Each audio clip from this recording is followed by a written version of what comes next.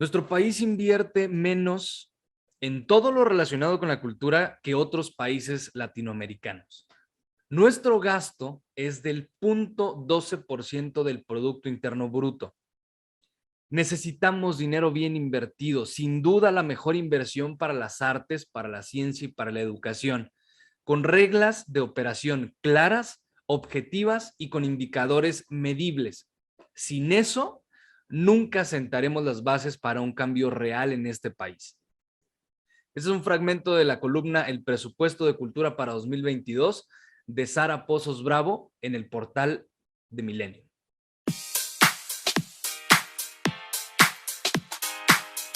Si eres creador escénico, no me vas a dejar mentir que 1000 veces has criticado las formas, procesos o modelos en que se administra tanto la actividad como el recurso destinado para las artes y la cultura. Pero, ¿alguna vez has propuesto algo o has estado cerca de un proyecto de presupuesto público? Soy Álvaro Perea, esto es Teatrulia. Arrancamos el 2022 con invitadazo especial del que nos sentimos muy orgullosos por el compromiso que tiene allá en Ciudad de México trabajando a favor del Teatro Nacional. Me refiero, por supuesto, a Daniel Miranda. Él es coordinador nacional de teatro del INVAL. Es licenciado en gestión cultural por la Universidad de Guadalajara, es creador escénico, iluminador y productor, miembro fundador de la compañía Telón de Arena en Ciudad Juárez. En su experiencia reciente se desempeñó como director de desarrollo cultural en la administración pasada de la Secretaría de Cultura del Estado de Chihuahua y actualmente, como te lo acabo de decir, es coordinador nacional de teatro del Instituto Nacional de Bellas Artes y Literatura. No me queda más que invitarte a que te quedes los próximos minutos y disfrutes del teatro en voz de sus protagonistas y sus víctimas. Episodio 40, año nuevo, y así comenzamos. Yeah. Daniel Miranda, bienvenido, ¿cómo estás? Hola, ¿qué tal, Álvaro? Muy bien, muchas gracias. Muy contento de estar aquí, muy contento de empezar así el año, ¿no? Es una buena manera de empezar el año, este 2022, que esperemos que nos depare un mejor año cada vez. Ojalá y nos depare un mejor año, principalmente, y lo hablo desde la trinchera, ¿no? Para los creadores escénicos, porque lo primero que se cierra al cambio de semáforos es el tema artístico. Sí, efectivamente los espacios escénicos y la vida de los creadores escénicos ha sido compleja en esta pandemia. Creo que ha sido de los más, efectivamente ha sido de los que más lo han padecido, más lo hemos padecido. Pero al mismo tiempo también es donde se han ido sembrando semillas de esperanza muy interesantes, donde se han hecho exploraciones también muy interesantes en términos de los propios lenguajes artísticos, en términos de la interdisciplina. Entonces, pues ahí así es a veces. Digo, la verdad es que nadie esperábamos una pandemia de estas dimensiones. No estábamos preparados en ningún sentido.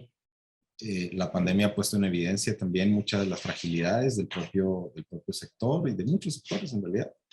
Yo me acuerdo de cuando empezó la pandemia, yo todavía era director de desarrollo cultural allá en Chihuahua y yo decía al equipo, a ver, estábamos en marzo, estábamos cerrando los teatros en marzo.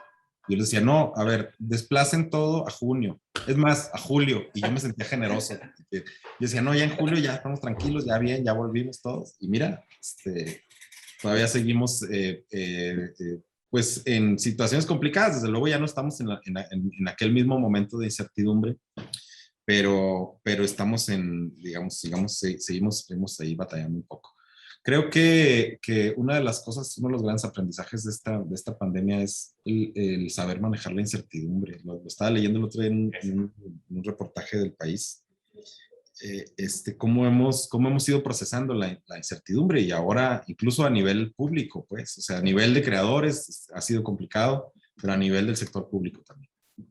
Oye, Daniel, ahorita que decías lo de ustedes en la Secretaría de Cultura aplazando dale mayo, dale junio, dale a septiembre.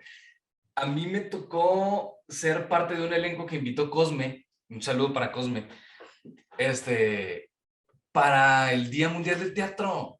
No sé si recuerdas que propuso la cantante Calva. Ah, claro, sí, en el 2019 fue eso. 2020. Sí, justo, 2020, justo en claro, la pandemia. 2020. Y no lo hicimos. No, no, no. Nos agarró a nosotros a medio ensayo. O sea, teníamos que 2 meses, yo creo, ensayando. No estábamos ensayando, ojo, no estábamos ensayando para el Día Mundial del Teatro, pero quedó perfecto. Dijimos, bueno, pues ese es el pretexto para presentarla. Claro.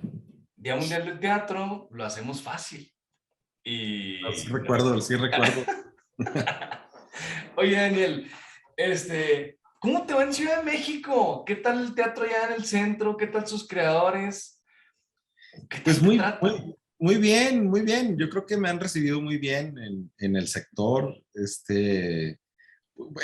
Digamos, yo si lo pudiera definir en una palabra o en un concepto, es que es muy intenso.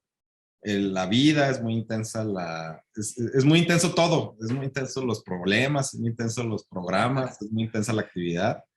Pero bien, yo me siento muy bien. Decía por ahí una persona con la que voy regularmente a platicar de mis cosas, decía, es que tú eres muy de la ciudad de México, no quiero decirlo feo porque ya los trato como así. Es muy chilango, cabrón, o sea, en el fondo, ¿no? Entonces, pero muy bien, me siento muy bien, pues mi familia ya está por acá también y eso siempre da mucha tranquilidad, mucha certidumbre. Y yo, pues si bien es cierto, al principio había un gran susto de qué vas a hacer, qué voy a venir a hacer acá, cómo me van a recibir, cómo me van a tratar, cómo voy a dialogar pues, con todas las comunidades, con los grandes creadores, con las comunidades que están emergiendo. Y en el fondo, poco a poco fui tomando un poco más de confianza y un poco más digamos, de aplomo. Mucho de la experiencia que tenía ya en mi carácter de funcionarios fue muy útil también. Entonces, pues hasta ahora bien, me ha tocado momentos muy complicados también acá, venir justamente a mi llegada. Se empezó a abrir el Centro Cultural del Bosque, que había permanecido cerrado por la crisis de pandemia. Me toca hacer un programa de movilidad, que es un festival de monólogos, un circuito de monólogos que también transita por una serie de complejidades, Estuvo suspensiones. padrísimo. Estuvo padre, pero hubo mucha incertidumbre, justamente. Estábamos anunciando el programa y ese mismo día, al terminar la rueda de prensa, nos hablan de Veracruz y nos dicen, ya no podemos estar, acabamos de pasar a rojo y pues lo siento. Ay, Entonces se nos abrió un hueco, pero bueno, en general creo que el equipo ha resuelto bien y hemos ido transitando de una buena manera. Y te digo, me han tratado bien los medios, me han tratado bien la comunidad, me tratan de una manera respetuosa, incluso cercana y cálida. Y eso pues siempre es bueno, eso siempre es una buena, es un buen síntoma. Uno de los encargos, una de las cosas más importantes que tenía por acá era justamente tratar de reunir a la comunidad, de acercar a la comunidad alrededor de la institución, alrededor de la coordinación, y en eso hemos estado trabajando y creo que vamos bien, vamos por buen camino. oye, Daniel, también otra cosa, o sea, bueno, un comentario. Creo que eso que te dijeron de que ya eras un poco chilango, pues es que es un poco por tu formación ahí en Guadalajara, ¿no? O sea, el Pero, teatro que es en Guadalajara, ¿no? no, fíjate, porque mi formación de la universidad la hice en una modalidad virtual, antes de que toda Órale. la virtualidad fuera tan potente como ahora. Y lo hice mientras estaba trabajando en un programa, justamente trabajaba en un proyecto en Ciudad Juárez que se llamaba, una organización que se llama Conarte. Y durante los años que estuve trabajando con arte, estaba durante las mañanas trabajando y durante las tardes, noches, haciendo todo lo que tenía que ver con mi carrera. Entonces, en realidad nunca estuve en Guadalajara, más que para el proceso de titulación. Sí. Y todo el demás fue a la distancia. Fue muy curioso. Incluso conocí maestras que las conocí en Juárez, porque andaban haciendo cosas en Juárez, pero eran mis maestras. Entonces, fue un proceso muy interesante, de mucho aprendizaje también, porque digamos que es un proceso de formación que estaba haciendo yo de manera paralela al ejercicio de la práctica, a la práctica profesional de la gestión cultural. Y entonces, pues, prácticamente ponía en práctica, valga la redundancia, ponía en práctica lo que estaba aprendiendo Sí. con lo que estaba haciendo cotidianamente.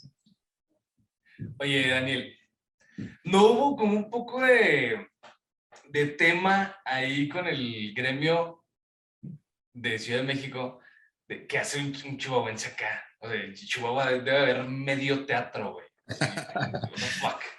Pues fue más bien un asunto de quién es ese güey.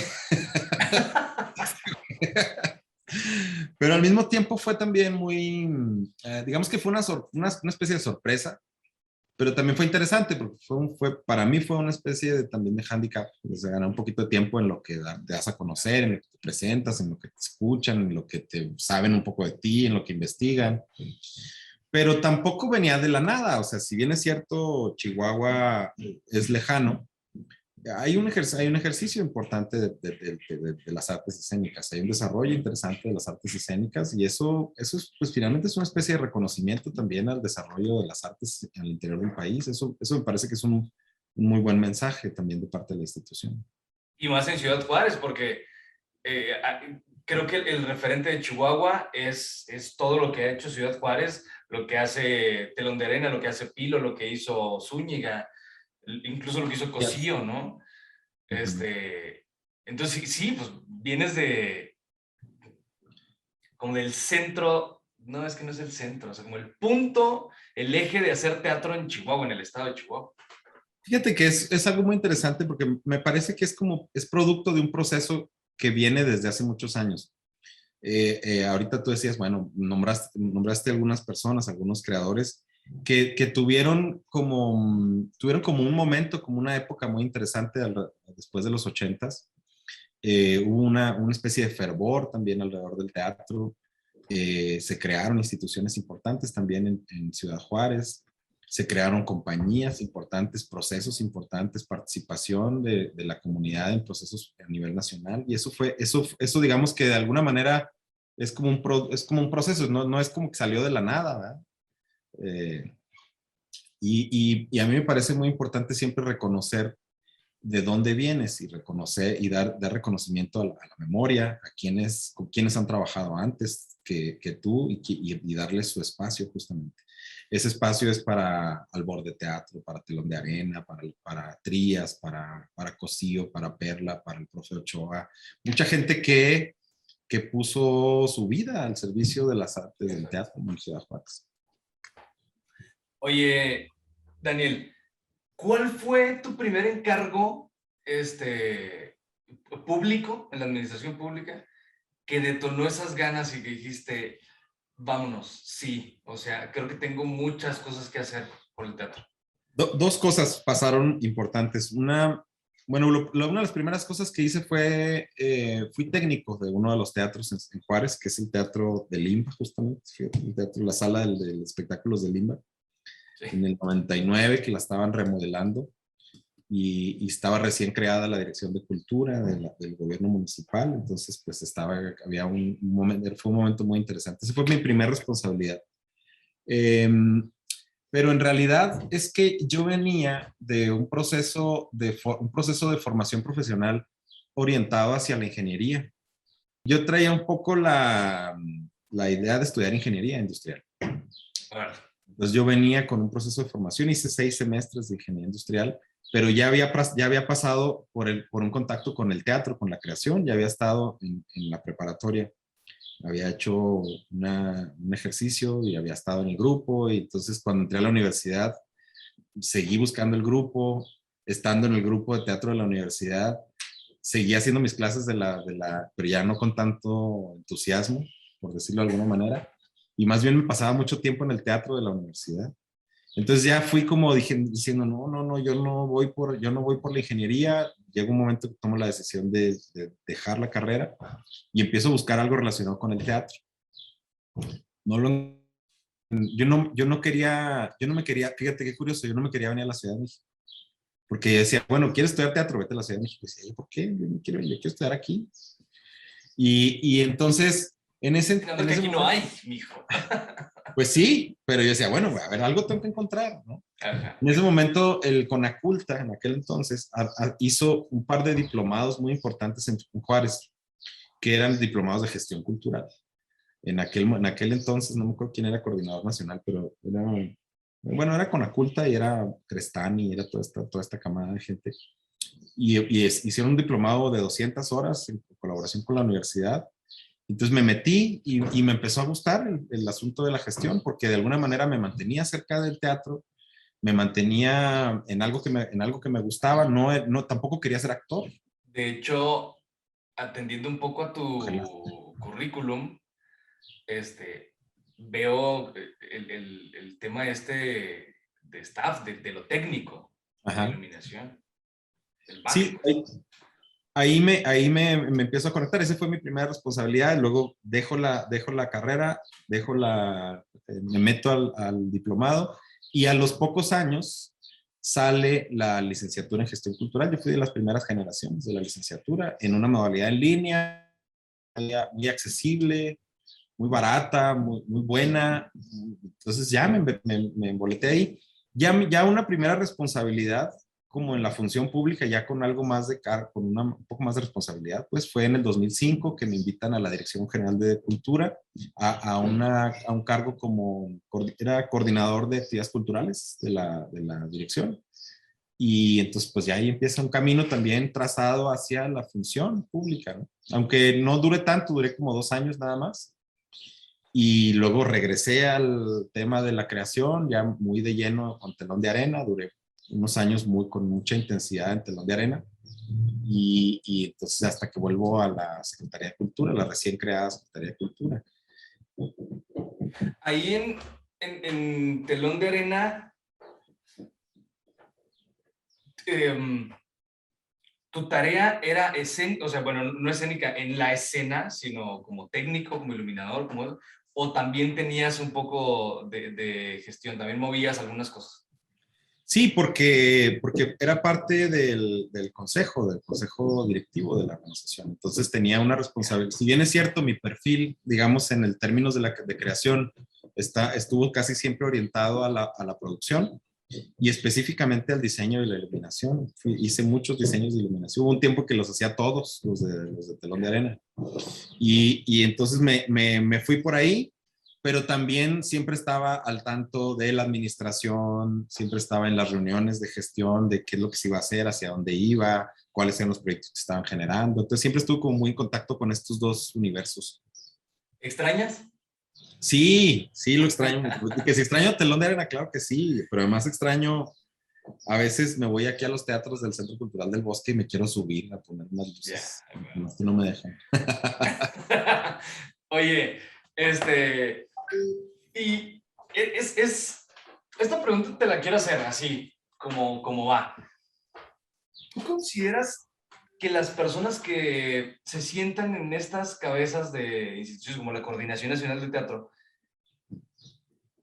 sea indispensable un perfil de creador para poder desempeñar el cargo o no? Porque, te pongo el ejemplo de acá en Chihuahua, hubo una gestión de la actual Secretaría de Cultura, de Alejandro Enríquez, que fue muy criticada en el Instituto de Cultura del municipio de acá en Chihuahua, que le dijeron, pero es que ella no tiene nada que ver con ninguna actividad artística, ninguna disciplina artística. Sin embargo, hizo una muy buena gestión, y creo que esa gestión es la que le tiene ahorita como Secretaría de Cultura.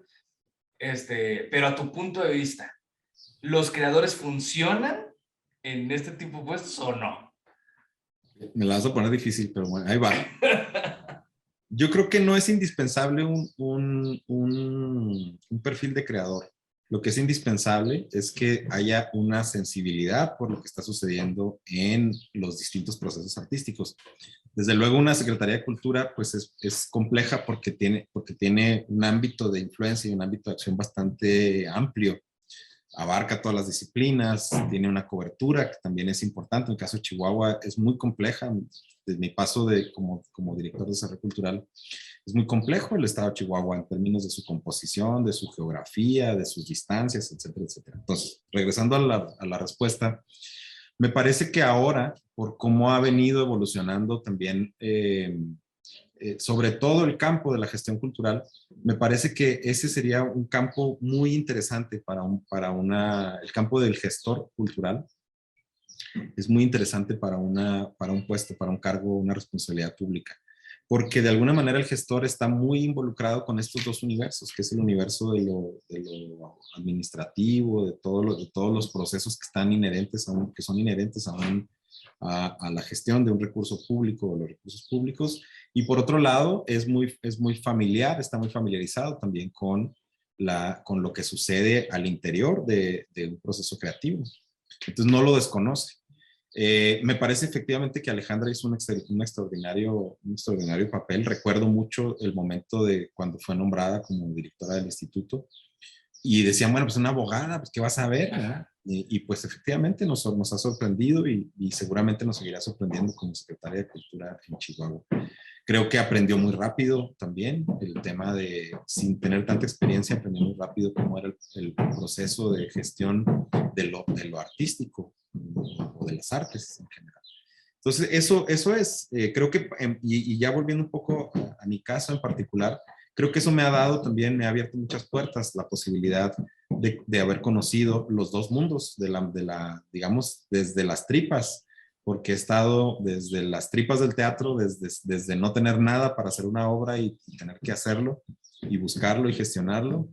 De hecho, desde actuar, dirigir, producir, iluminar, hacer escenografía, construirla, hacer giras, etcétera. Y por lo tanto, ninguno de los elementos que compone el proceso de un proceso creativo me es ajeno.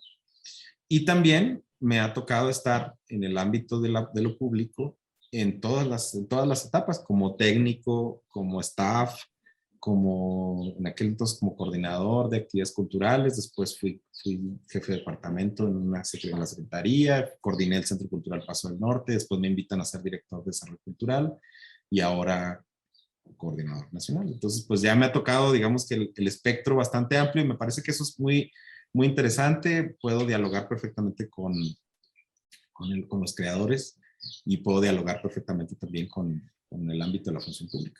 Que creo que esa es la ventaja, porque que un creador esté sentado en un puesto como el que tienes ahorita, es como un encargo, no me gusta decirles puesto, como un encargo, un compromiso. Eso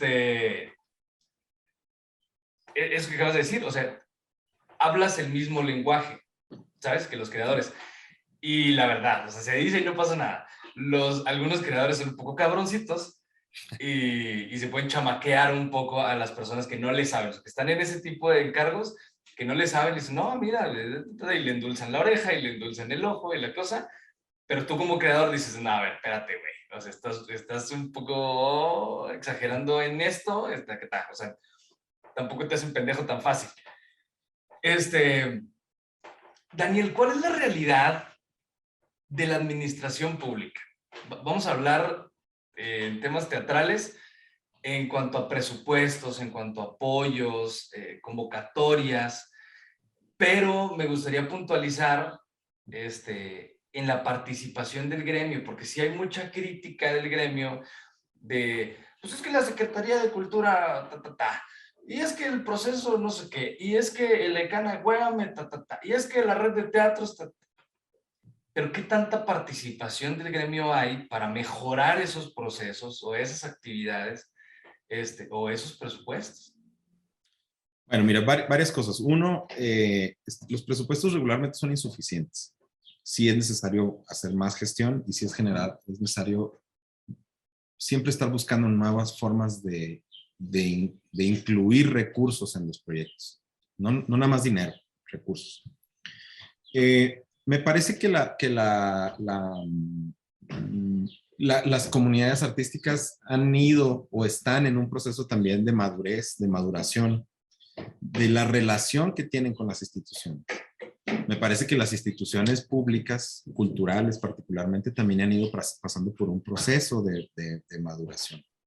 Nada menos en Chihuahua vimos un proceso muy complejo de la creación de una secretaría que fue en muchos sentidos caótica, pero al mismo tiempo es que se estaban poniendo las bases para poder tener una administración, una gestión pública.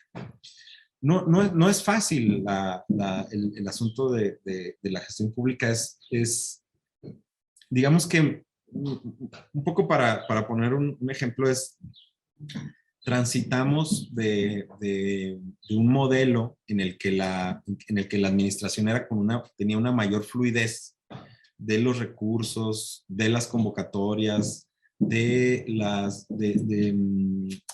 formas en las que interactuaba. Es decir, voy a ser más específico en mi ejemplo. En el Instituto Chihuahuense de la Cultura, hace 15 años, tú llegabas como creador y decías, oiga, tengo una invitación, pues, quiero dinero para me están invitando a un festival.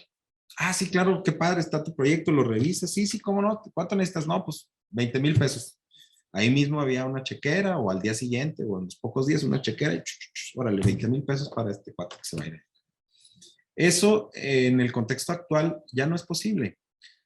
Cada vez más hay una serie digamos, de procesos alrededor del ejercicio de los recursos públicos que hacen que eso no sea tan sencillo como en otras épocas. Y eso no es tan sencillo de entender, no es tan sencillo de asimilar, porque de pronto pareciera como que, ¿por qué me tengo que esperar 2 meses o 2 semanas? No sé qué. Bueno, porque toma tiempo también, y eso toma varios procesos, varios momentos, varias autorizaciones, oficinas, etcétera. Y ya estoy hablando un poco de burocracia, y tal vez ahí hay mucho que resolver todavía, y particularmente en el ámbito cultural, hay todavía mucho por resolver, hay cosas que se pueden hacer mejor. Hay quien dice, por ejemplo, que la, la, los recursos no deberían, que pareciera como que las instituciones, como que los creadores financian a las instituciones porque haces primero el trabajo y luego después te lo pagan.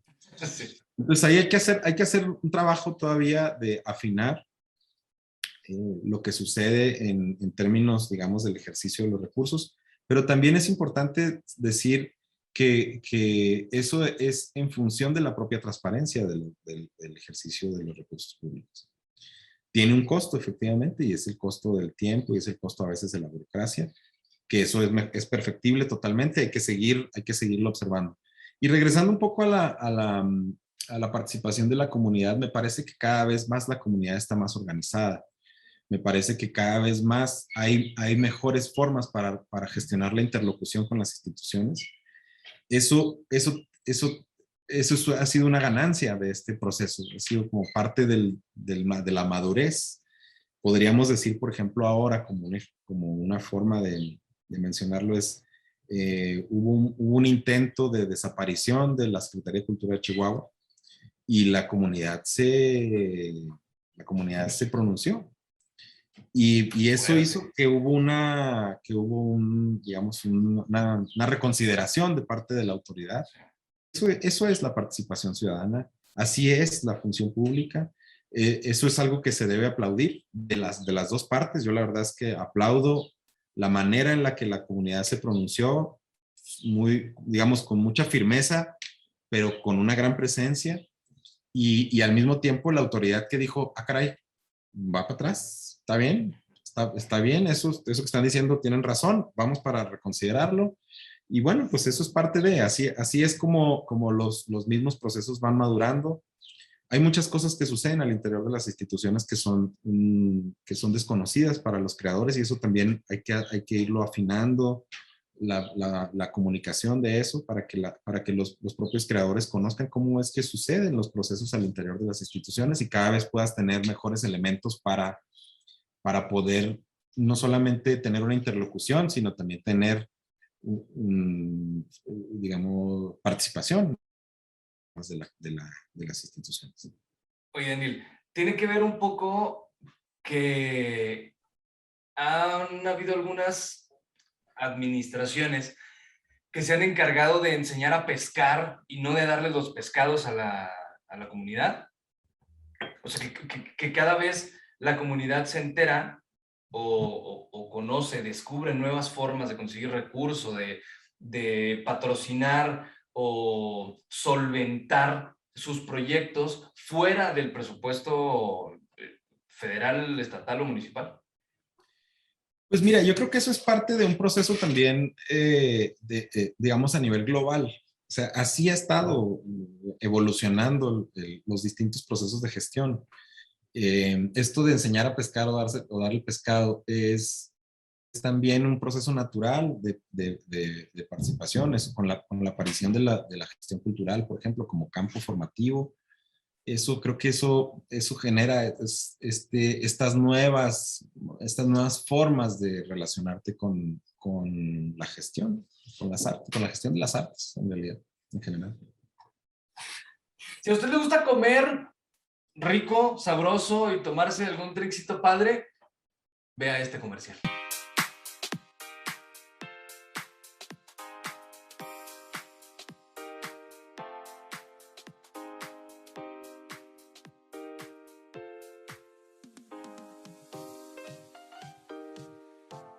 Oye, Daniel, cuando tú llegaste por ejemplo, a la Dirección de Desarrollo Cultural de acá de la Secretaría de Cultura, bueno, es que no fue tu primer encargo en la gestión pública, pero ¿con qué tipo de mitos te encuentras siendo creador? Y luego ya cuando te sientas que dices, ay, cabrón, yo critiqué esto, pero ya entendí porque sucede. Mm, Mira, es importante mencionar que no había, cuando yo entré como director, fue el puesto fue creado en la Ya. Secretaría, entonces no había habido antes otro director. Y por lo tanto, pues yo llegué a un escritorio vacío, a crearlo, a armar todos los procesos Un internos. organigrama. Sí, había un organigrama ahí, pero estaba como un poco desarticulado. Creo que no es propiamente un mito, pero digamos el ajuste más severo al que te enfrentas cuando entras a un proceso de función pública es entender los tiempos de la propia función. Y sobre todo cuando yo venía, por ejemplo, sí había tenido otras experiencias, pero venía de muchos años de estar en el sector, en el tercer sector, en la sociedad civil. Ahí hay otro ritmo. Las cosas pasan más rápido, se gestionan pronto, etcétera. Y de pronto llegas a la función pública y dices, órale, voy a ser director de desarrollo cultural y voy a gestionar los teatros, por ejemplo. Entonces yo dije, en 2 años los voy a poner, pero relucientes. Y pues no, no es tan sencillo. La gestión de los recursos, digamos, el poder implementar un programa, tiene muchas implicaciones de muchos tipos, de carácter legal, de carácter financiero, de carácter operativo, que no es tan fácil. Por mucho que tengas un ímpetu y digas, yo mañana, por ejemplo, el proyecto, uno de los programas que hice en Chihuahua, que es el de la red de teatros, yo decía, mañana, o sea, yo hago una convocatoria y de volada, y luego, espérate, ¿cuál convocatoria? A ver, quiero ver la convocatoria. No, pues aquí está, que sí, la tiene que autorizar jurídico. ¿Pero cuál jurídico? Pues el nuestro. No, el de Hacienda, porque tú estás comprometiendo un recurso público. Pero no estoy poniendo dinero, no me cuesta. No, pero es un bien público el inmueble que recibe dinero. Entonces, pues, ese tipo de cosas, de alguna manera, digamos que tienes que ajustar tus expectativas. Así lo diría, y no es propiamente un mito, sino que tú llegas con mucho empuje, con mucho brío y dices, ahora sí vamos a ponernos bien, se van a hacer las cosas muy bien y van a hacer las cosas rápido. Y pues tienes que entender que llevan su proceso, que llevan su tiempo. Tú no puedes hablarle al director de jurídico de la Secretaría de Hacienda y decirle, tengo esta convocatoria, ¿me la apruebas? Y te lo va a responder luego, porque tiene N cantidad de cosas que recibir, que revisar, etcétera, etcétera. Entonces, digamos que esa es parte de las cosas más complicadas. Asumir que la vida de la función pública tiene otro ritmo y tiene otros tiempos, y aún así no morir en el intento, ¿verdad? Y que tu energía no se baje, que tu ánimo no se muera en decir, bueno, pues ya no lo hago. Sino, sí, bueno, estar poniendo el dedo en el renglón es un asunto también de mucha persistencia. ¿Cómo consideras que saliste de la Secretaría de Cultura? Porque mira, se dice y no pasa nada. Fue que acabas de dar uno de los motivos. fue una administración criticada, señalada por muchas partes, por todas las disciplinas artísticas, por cientos de creadores, pero que se tenía que hacer de esa manera porque venía de una evolución de Instituto Chihuahuense de Cultura que pertenecía a una secretaría, a ser una secretaría y a tener presupuesto etiquetado únicamente para ejercicio de esa secretaría. Y se tuvo que aplanar el piso, ¿no? Se tuvieron que cambiar cosas, que modificar organigramas, o sea, lo decías ahorita, el puesto ese de desarrollo cultural, pues claro, o sea, es parte de lo que se tiene que aterrizar, pues. Este, pero ¿cómo consideraste en su momento tu salida de la Secretaría de Cultura? Dices, yo dejé esto, ojalá y lo sigan trabajando, me faltó tal cosa, ¿qué? Mira, yo creo que un poco eso es algo que le toca y ese también se lo compartí en su momento a la secretaria Landa. Es un juicio que le toca hacer a la historia. En un contexto, en el contexto, no se hace inmediatamente ese juicio.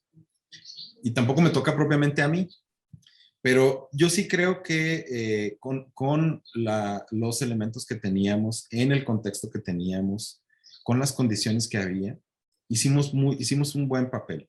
Efectivamente, estábamos hablando de un proceso de transición, de una forma de ver y hacer las cosas a otra, en un momento un poco revuelto también, ¿no?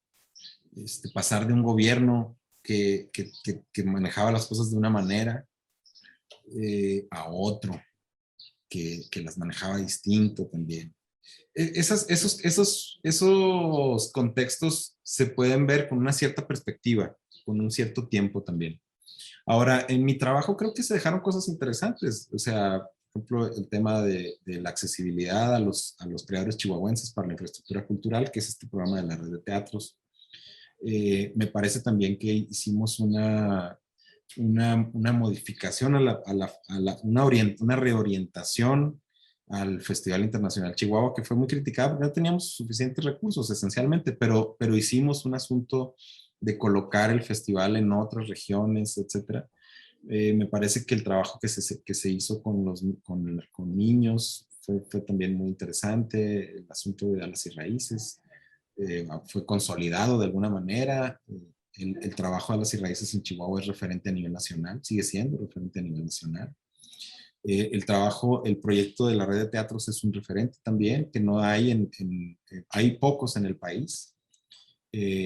No me tocó hacerlo a mí, pero el estímulo fiscal es poner a Chihuahua en la punta de lanza en una manera de gestionar distinta los fondos para los proyectos culturales. Entonces, pues, me parece que en ese contexto, con esas complejidades de estar armando la casa y ya tener que vivir en ella, pues no nos fue tan mal, no nos fue tan mal, está cabrón, sí estuvo cabrón, pero... Y además, fíjate, fueron 5 años, no fueron 6, fueron 5. Uno de una secretaria que pasó y ya no sé. Otro de la llegada de Concepción Landa. Y luego a este otro, quítale los últimos 2 de pandemia.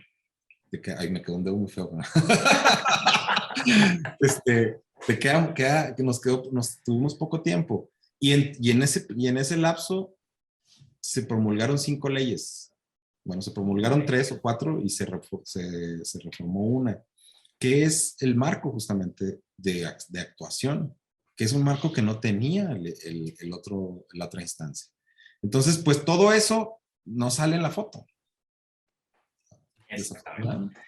Pero lo vamos a ver y creo que los creadores chihuahuenses, te voy a decir una cosa que me parece que es un muy buen síntoma.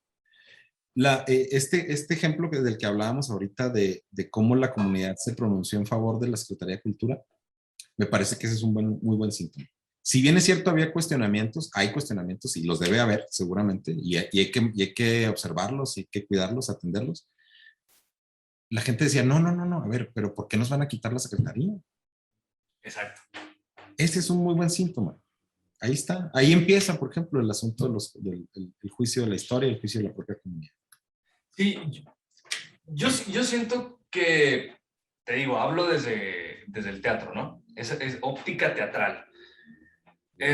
Hay muy pocas personas que se dedican al teatro que critican fuertemente esa administración de la Secretaría de Cultura, porque se toparon que después de un chingo de años de reclamar los foros, de reclamar el Saavedra, el Centro Cultural de allá de Ciudad Juárez, el Octavio Trías, el Víctor Hugo, el Teatro de los Héroes,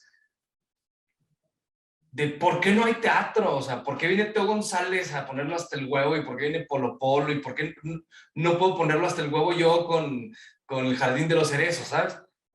¿Por qué no hay un programa permanente? ¿Por qué no hay una actividad artística con conciertos de música, con espectáculos de danza, con obras de teatro?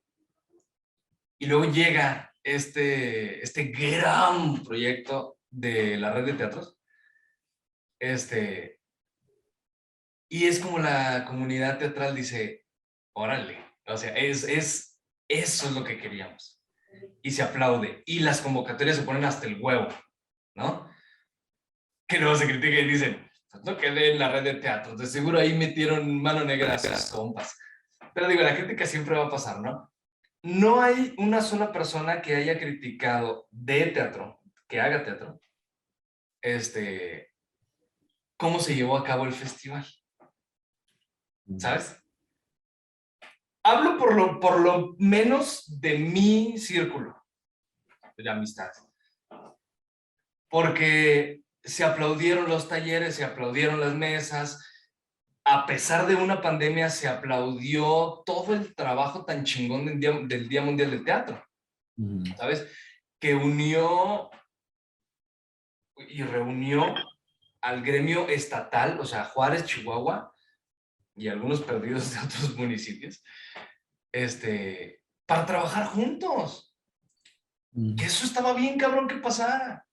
Entonces, ahorita lo que decías que la pandemia nos abrió muchas oportunidades, pues sí, justo fue eso, ¿sabes? Esas mesas de trabajo, ese reconocimiento de otros creadores de la frontera, darte cuenta que Ciudad Juárez está haciendo cosas bien cabronzotas, que Chihuahua apenas planeaba, ¿no? Está ahí como rejillito y se entiende por la educación que tenemos.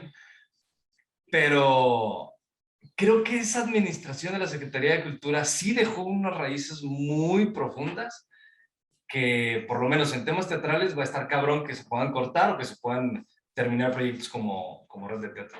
Yo le decía, se lo dije en algún momento a la comunidad, en alguna de las veces que hablamos de la programación de la red de teatros, decía, miren, nosotros ya hicimos nuestro trabajo, que es que el programa que tenga solidez jurídica, administrativa, etcétera, porque incluso logramos que la exención del costo de los teatros sobre la cual está basada el proyecto de la red de teatros quedara en la ley de ingresos. Entonces, eso le da certidumbre, antecedentes, etcétera. O sea, ya está hecho. Y ustedes ya vieron que sí puede funcionar. O sea, obviamente si es tu primera vez o es tu primer encuentro con el Teatro de los Héroes, de esa manera a lo mejor no lo vas a llenar. O sea, no eres Teo González. Ni queremos que seas, ¿no? Pero ya sabes, sin que sea oneroso para ti, ya sabes a lo que te puedes enfrentar. Y está cabrón tener el Teatro de los Héroes con 100 personas, ¿verdad? Pero ahí está. O sea, les toca a ustedes. Porque yo me voy a ir, nosotros nos vamos a ir. Y va a venir alguien más. Y a ustedes les toca exigir que lo mínimo que tienen que tener como comunidad es esto que hay ahorita. De ahí para arriba. De ahí cada vez más. Y ahí lo que seguía, fíjate, lo que seguía, entonces hay que buscarlo para que siga así. Lo primero era apertura a través de una convocatoria de accesibilidad. Lo segundo era generar un circuito que sí medio lo hicimos en el 2020, pero pues estuvo bien complicado con la pandemia. Pues un circuito ya pagado por nosotros, en donde ya elegías todos los que van a participar, a acceder al teatro, y luego elegías 8, 9, no me acuerdo, que escogimos, y a los cuales tú les pagabas para que sí giraran por los teatros que no pela nadie. Ahí hicimos un catálogo de teatros, de la red de teatros, en donde si tú le preguntas todavía hoy, tú le preguntas a la gente de Chihuahua que hace teatro, es decir, que son los directamente involucrados, interesados. ¿Cuántos teatros hay en Chihuahua? Y dice, no, pues 10, 12. El que es más osado te dice 15. Y nosotros encontramos 47 espacios escénicos equipados. Digo, algunos no tan equipados, algunos con deficiencias, desde luego. Te encuentras un espacio en San Francisco del Oro en otro municipio que tiene menos recursos, menos de todo. Con carencias, pero montado, que tú llegas un día, pones unas cuantas luces y ya tienes un espacio escénico. 47 espacios escénicos encontramos. Y eso es una gran fortaleza y eso no sale, eso no está. Entonces lo que dijimos es, vamos a hacer un circuito para empezar a recorrerlos, para empezar a ubicarlos, para que los creadores los reconozcan, para que la comunidad de esas comunidades, la gente que vive en esas comunidades, empiecen a tener contacto con el hecho escénico, empiecen a generar su proceso de formación como espectadores y se empieza a construir algo que tiene que dar más. Ahora toca que ese circuito tenga presencia nacional, por ejemplo. Esos circuitos tengan presencia nacional. Ya le tienen que decir ahora al Coordinador Nacional de Teatro que les mande algo para fortalecer ese circuito. Oye, sí, ese catálogo que a mí me encantó, la verdad, y así estuve chingue a Cosme para ser así como el primero en tener esa madre. Es muy importante porque es cierto, el gremio no conoce los foros. O sea, incluso aquí en Chihuahua te dicen, no, pues hay 3. Digo, hay 4. Así, como 4, mamón. Sí, pues el de Bellas Artes, el de los Héroes Saavedra y el de la ciudad. Ajá, y los independientes, como Foro 4, como Panorama, como etcétera, como Casa de la Helguera. Es importante reconocer porque así puedes armar tus giras. Tú como productor, tú como gestor, puedes armar tu circuito sin la necesidad de depender del paternalismo ese gubernamental, ¿sabes? Uh-huh. Y pues bueno, sí, es un temazo ese. Daniel, años luz, se puede ver desde acá, años luz de madurez en cuanto, bueno, en comparación del gremio teatral de la Ciudad de México al gremio acá de Chihuahua. Años luz, no. No. No, para nada. No, mira, la vida de las artes escénicas en los estados es muy intensa. Desde luego tiene muchas carencias, pero tiene una gran fortaleza y es que justamente ha crecido en la carencia. En la carencia se fortalecen muchas cosas. Desde luego la Ciudad de México tiene otro nivel, tiene otro ritmo, tiene otra intensidad. Esencialmente creo que la diferencia radica en la intensidad con la que los espectadores acuden. Pero aquí es que hay un mundo de gente también. Pero a mí me parece, ahora, ¿cómo se produce?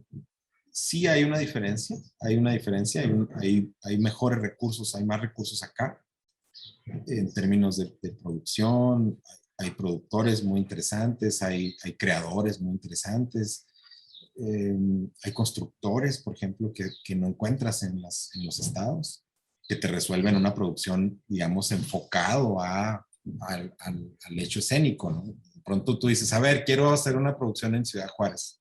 Ya, ahora le pasó un poco a Telón de Arena. Invitaron a Luis de Tavira a dirigir una obra y de pronto dicen, a ver, pues sí, quiero este mecanismo escénico. Y dice, no, pues sí, es herrería y carpintería. A ver, traes un herrero y no lo entiende. No, es que este se mete aquí y luego abre y entonces se levanta. O sea, eso lo tuvieron que hacer acá en la Ciudad de México. Eso es algo que tenemos que fortalecer en los estados. Pero la esencia de la creación, la esencia, el espíritu, el arrojo, la intuición y la intención de las artes escénicas está más que viva en los estados. Y eso es una fortaleza que hay que visibilizar.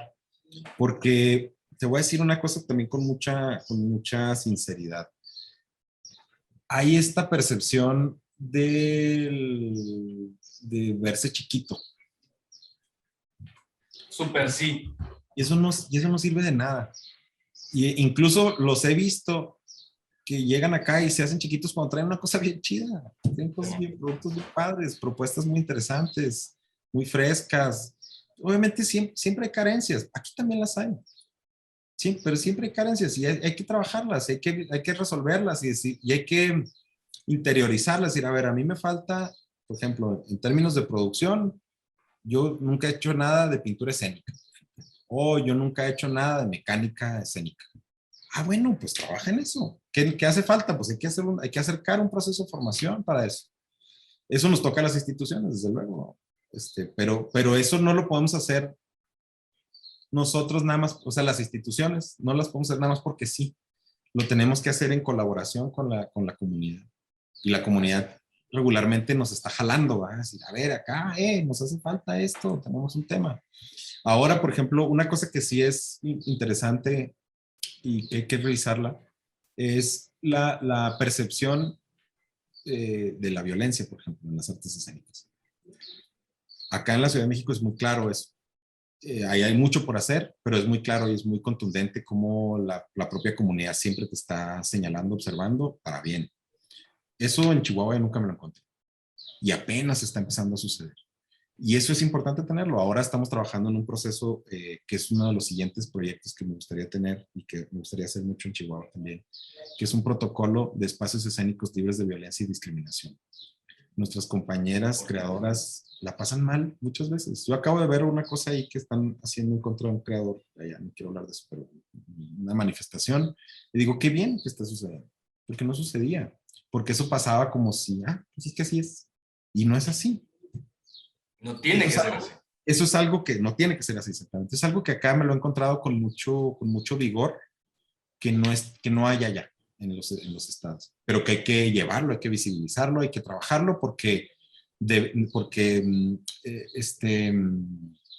necesitamos que nuestros espacios nuestros espacios de creación y nuestros espacios escénicos sean libres de violencia y discriminación.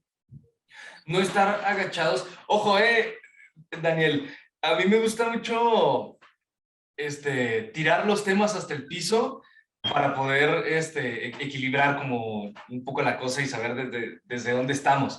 No soy tan pesimista como parece. Pero se entiende que este tipo de problemáticas, como la que acabas de mencionar, entre otras, no son propias de Chihuahua.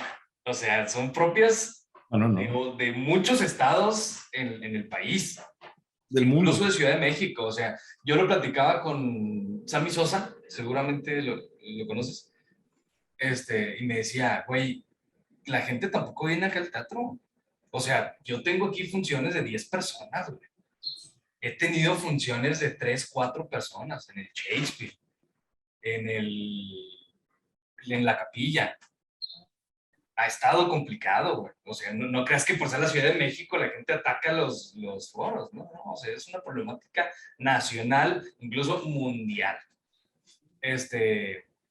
Pero sí, o sea, ese tipo de problemáticas se trabajan y creo que se va reconociendo poco a poco a través de encuentros como la Muestra Nacional de Teatro, como el Congreso Nacional de Teatro, como este tipo de proyectitos importantes, nacionales, que ponen en la libreta situaciones nacionales que parecieran ser estatales, incluso municipales. Por ejemplo, me gustó mucho el Congreso 2020, creo fue. Sí, 2020, donde se trabajó el tema de cómo va a regresar el público a los espacios. ¿Sabes? Que cualquier persona podría decir, no, pues en Ciudad de México está bien pelada, ponen mentiras el musical y ya, si el público empieza a regresar. Pero no, o sea, es un pedo. Sí, hemos estado hablando de cómo hacer sostenibles los procesos y cómo ir orientándose a la sostenibilidad. Y digamos, uno de los temas más recurrentes en estos diálogos es la construcción de una comunidad. Ningún proceso, ningún proyecto escénico, ningún proyecto creativo sobrevive si no pone un enfoque específico particular sobre la creación de una comunidad. Pues una comunidad de espectadores. ¿Qué es una comunidad? ¿Qué es una comunidad? Es un poco un símil como lo maneja la mercadotecnia. ¿Cómo fidelizas a tus clientes? ¿Qué tal está tu producto? ¿Qué tal está tu precio? ¿Qué tal está tu plaza? Entonces, y con esos elementos, desde luego, no con el, digamos, no con el, no solamente como lo ve la mercadotecnia, pero sí como lo ves, pero sí tomar algunos de esos elementos para construir tu comunidad y empezar a alimentar a esa comunidad que va a regresar y va a regresar y va a regresar. Hay algunas cosas, como por ejemplo ahorita tú mencionaste, pues hay algunas cosas que utilizan otro tipo de herramientas de mercadotecnia, como la televisión o como los actores de la televisión. Incluso justo con Samuel he tenido estas discusiones, porque él dice que no, que nosotros de alguna manera no pelamos al teatro comercial.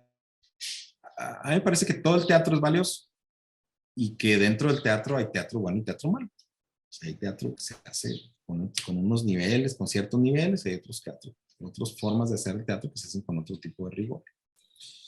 Aquí caben todos y todos son valiosos.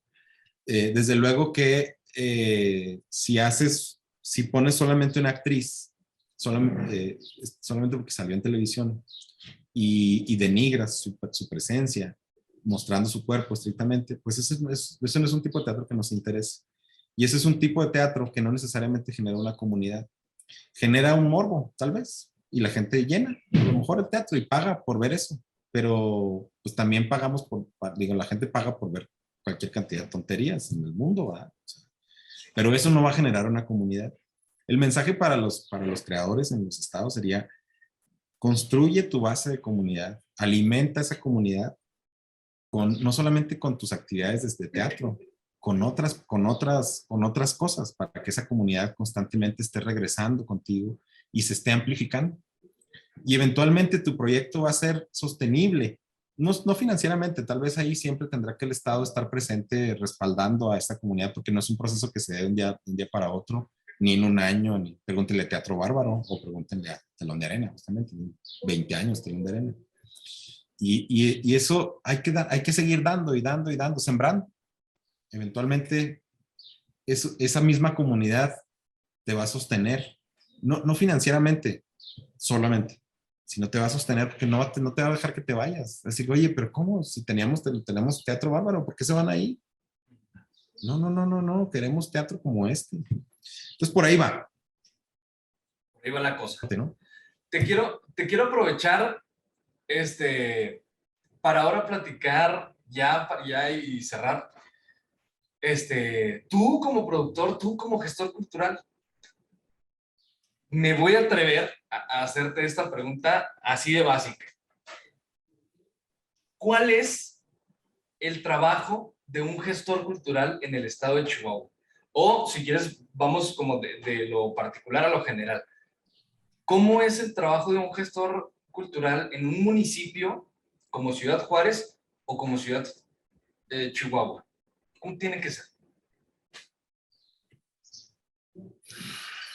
Bueno, la pinche pregunta al millón.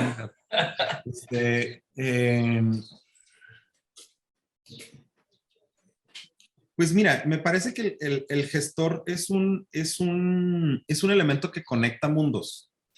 Tienes que conectar cosas, o sea, conectar recursos, conectar instituciones, conectar creadores y empezar a articularlos para que funcionen en una sinergia por un proyecto. Entonces me parece que una de las capacidades, una de las habilidades importantes es la de las relaciones públicas. O sea, sí, tienes que tener esa facilidad de conectarte con alguien y de hablarle a alguien en su lenguaje y traerlo es como una especie como de vendedor. Dice mi esposa, dice, pues que si tú eres capaz de vender teatro, puedes vender cualquier cosa.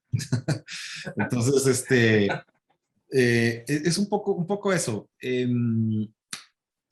Me parece que no debemos rehuir de ninguna manera la profesionalización. O sea, me parece que ese es el elemento central de cualquier cosa relacionada con las artes. Si hablara de mi experiencia, por ejemplo, en Telón de Arena, yo diría, es una de las fortalezas de Telón de Arena es la profesionalización. O sea, tenemos una directora que es egresada de la UNAM, tenemos un director que es egresado de la UNAM, tenemos una administradora, una gestora que tiene también una maestría, yo tenía también mi licenciatura. O sea, es decir, eso parece cosa pequeña, pero no lo es.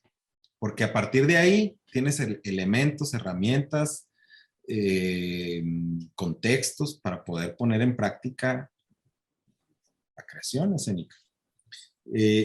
Así mismo sucede con la gestión. O sea, no podemos rehuir, tú no puedes llegar y decir, pues, seguramente habrá quien lo ha hecho en la práctica durante muchos años. Tú no puedes llegar un día de la noche a la mañana y decir, ya soy gestor cultural. Pues no puedes. Puedes tener una serie de experiencias y una serie de prácticas. Hay mucha gente que se formó en la experiencia y poco a poco ha ido teniendo, digamos, fue por el camino largo, poco a poco ha tenido herramientas y otros elementos para poder ir haciendo. El otro día me puse a ver tu programa y cuando entrevistaste ay, se me fue, ¿cómo se llamaba el director del Teatro Los Héroes? Que también era maestro de la uni. Sergio Fernández. Sergio Fernández, sí, a quien le mandamos un abrazo también, un saludo. Y pues me dio mucho, pues no sé, me gustó mucho la manera en la que él hablaba de cómo era su proceso, como gestor, de que hablaba cómo tenía que pagar en el periódico y hacer sus programas de mano. Es decir, ahora hay otros elementos, hay otras herramientas y eso se ha ido profesionalizando también. Entonces, nos toca, vivimos en otro contexto, ya no estamos en ese contexto. Y gracias a personas como él, otros pudimos crecer también, profesionalizarnos, gozar de cosas en el ámbito de las artes escénicas, gracias a gente como él, que imagínate, si hoy me dijeran el contexto que él tuvo, si hoy me dijeran que yo tenía que hacerlo, yo no lo haría. Yo diría, está loco, así no es, así no se puede, no se podría, pero ellos tuvieron un contexto distinto al nuestro y no dejaron de hacer las cosas. Seguramente dentro de algunas décadas alguien dirá lo mismo de lo que estamos haciendo ahora, pero para nosotros hoy es lo que tenemos a la mano, son los elementos que tenemos en nuestro contexto y al igual que mi experiencia en la Secretaría de Cultura es con los elementos, con los recursos y con el contexto que yo tenía, creo que tomé las mejores decisiones que había. Eso, contextos, momentos, épocas en las que vivimos. Por ejemplo, yo recuerdo que cuando era estudiante no había una convocatoria para foros culturales independientes. Había muy pocos foros culturales. O sea, en este formato independiente, ¿no? De 30 personas. Eso. Normalmente íbamos a dar funciones a bares, ¿sabes? Armábamos un bar, una sala, un salón de bar, para dar funciones para 20 personas, 30 personas. Y digo, no yo, me tocó dar función ahí, pero no yo como parte de la gestión. Es importante eso que mencionas de Telón de Arena, porque creo que el secreto está en darle su espacio a cada persona, darle su chamba, su tarea. Tú te vas a dedicar a esto. El proyecto es Medea. Yo lo voy a dirigir, tú lo vas a mover, tú lo vas a administrar, tu tu productor, tu ta. Y buscar la profesionalización. Se tiene ese problema tan cabrón acá en Chihuahua en todas las disciplinas artísticas. No hay promotores, o sea, bueno, sí hay, pero creo que falta, ¿no? No hay promotores musicales, no hay curadores en temas de arte visual, no hay productores teatrales, ¿sabes? Y a lo mejor lo que falta es un poco la academia, lo que decías, la profesionalización. Como no hay una carrera acá en Chihuahua que sea de producción artística, que sea de gestión cultural, ¿no? Pues a lo mejor eso falta, traernos gente. Pero ya está la necesidad, que es lo más importante.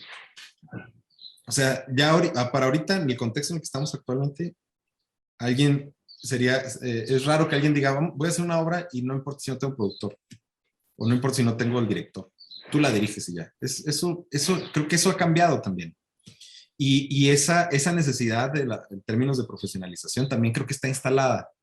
Entonces, si alguien aspira a un proceso, a un proyecto profesional, entonces tienes que irte acercando de los profesionales de las distintas áreas y ya no hay todólogos tampoco. Sí los hay, ¿verdad? Pero no así, pues, no a ese nivel. Hay que empujarlos a la extinción. No, pues también tienen su función, cumplen su función. Fíjate que de pronto arrojan muchos nuevos talentos. Sí, son tan buenos para vender que arrojan nuevos talentos. Pero bueno, por ahí me parece que sí, y es irle dando cada cosa a su tiempo y a cada una de las profesiones que hay alrededor pero también es ser consciente de que algo no lo tienes, es decir, no tienes lo que te decía hace rato, pintura escénica, por ejemplo, pues no es echarle pintura nomás, hay que ver quién es profesional en esto, a ver, que venga y nos diga, y la próxima vez ya lo podemos hacer nosotros tal vez, o ya sabemos dónde está, ya sabemos cuál es el camino. Y ese es el nivel así es el desarrollo también de las artes. Exactamente. Daniel, muchas gracias por aceptar la invitación. Que de verdad, qué gusto que estés acá en Teatrulia, que arranque el año de Teatrulia contigo. Qué mejor arranque que este. Y enhorabuena por todo lo que estás haciendo allá. Enhorabuena porque estés en ese compromiso que es importantísimo para todos los creadores nacionales. Pero sobre todo, no sé, a lo mejor yo lo veo por ese lado como regional. Es muy emocionante que un chihuahuense esté a la cabeza de la Coordinación Nacional de Teatros. Por lo menos para mí, es muy emocionante que estés allá y que lleves el nombre de Chihuahua bien en alto, porque han salido muy buenos comentarios del poco tiempo que llevas allá, que ojalá hice un chingo más. Y me voy a atrever a decirlo, Ojo, no es compromiso ni nada, Daniel, pero te falta la Secretaría de Cultura. Estaría chingón. Daniel, ¿algo que quieras agregar? Nada, que yo también estoy emocionado de estar acá. Ha sido un gran compromiso, es un gran aprendizaje también. Estoy muy contento, estoy muy a gusto. Hay muchas cosas que quiero hacer, hay cosas que quiero hacer en Chihuahua también, ya pronto les daremos noticias, que no solamente sea el orgullo, sino también que signifique algo para la comunidad de creadores chihuahuenses, a quienes les mando un abrazo, un saludo. Y ahora que fui a respirar un poquito el aire de Chihuahua, pues siempre renueva y siempre reconforta estar en el terruño. Y nada, eso, muy contento. Aquí estoy a sus órdenes para cualquier cosa, para que se ofrezca, y ojalá que pronto nos podamos ver con proyectos, con programas en Chihuahua. Muchas gracias por esta invitación y por este espacio. Te felicito también porque no es fácil tener un espacio como y son muy frescos, son muy interesantes estos proyectos. Entonces, felicidades. Muchas gracias, Daniel. Sí, pues sí, se hace con todo el amor por el teatro, esa es la verdad. Qué chingón que seas parte de esos creadores que están en Ciudad de México, que son chihuahuenses, por ejemplo, y que están haciendo cosas muy chingonas, como Zúñiga, que tiene rato ahí rompiéndola. Tú, al frente de la coordinación, María Sánchez, una Valeria Loera, que está en boca de toda la escena nacional, Víctor Velo, que ahí está ganando camarones en Mazatlán, etcétera, etcétera. Y muchos creadores más chihuahuenses que están dando mucho de qué hablar, Sammy Sosa, por ejemplo. Y todos mis amigos que andan por allá. Daniel, muchas gracias. ¿Dónde te puede encontrar la gente? ¿Tus redes? Instagram, Facebook. Twitter, Daniel-Mirand. Instagram, Daniel Miranda, GC, creo. Y Daniel Miranda Cano en Facebook. En Facebook, como fanpage. A usted que se quedó hasta el final, lo invito a que nos siga en las redes sociales. Les recuerdo que estamos en Instagram, en Twitter, en Facebook. Síganos en TikTok, hay contenido bien chido en TikTok. Y suscríbase al canal, deje su likecito y active la campana para que le llegue la notificación de todos los programas semanales que tenemos. Soy Álvaro Perea, gracias. Fue Daniel Miranda, estuvo con nosotros, el coordinador nacional de teatro. Estuvo en la Teatrulia. Gracias, adiós. Apenas llegamos.